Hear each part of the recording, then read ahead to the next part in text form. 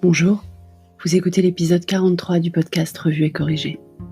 Cet épisode a été publié sur mon blog le samedi 11 avril et il s'intitule « On perd la notion du temps ».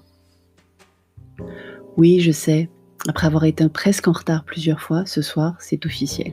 Je suis en retard. Je pourrais blâmer mes occupations familiales du week-end, mais en fait, j'ai juste perdu la notion du temps. Je sais, ce n'est pas original en ce moment, mais c'est le cas. Le temps, c'est un peu ce qui me manquait avant le confinement, pas vous ? On avait un rythme de vie particulier, à voyager à Paris de façon alternée, cher et tendre et moi, parce que petit Dom est encore petit pour dormir seul le soir quand même. On respectait religieusement les horaires de coucher de petit Dom. Il n'arrive jamais à se décaler le matin s'il se couche tard. On avait toujours un truc à acheter, un endroit où aller, un rendez-vous à respecter.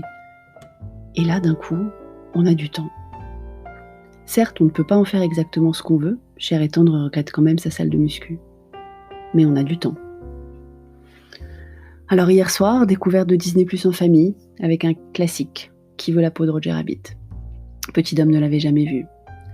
Je regrette de ne pas avoir enregistré ses éclats de rire pendant la séquence dessin animé du début, ou tout au long du film en fait, même s'il a eu super peur quand le méchant redevient Toons avec ses yeux rouges.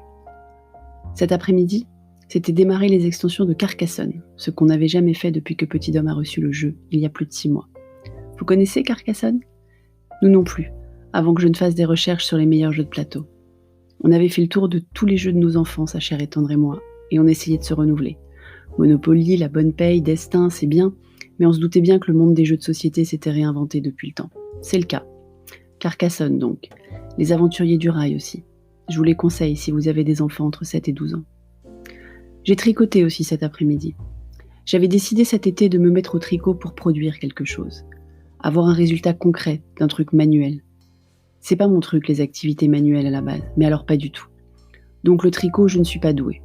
Je m'applique, mais je ne suis pas douée. J'avais réussi cet été une écharpe pour Petit Dom, une pour moi et un snoot pour cher et tendre.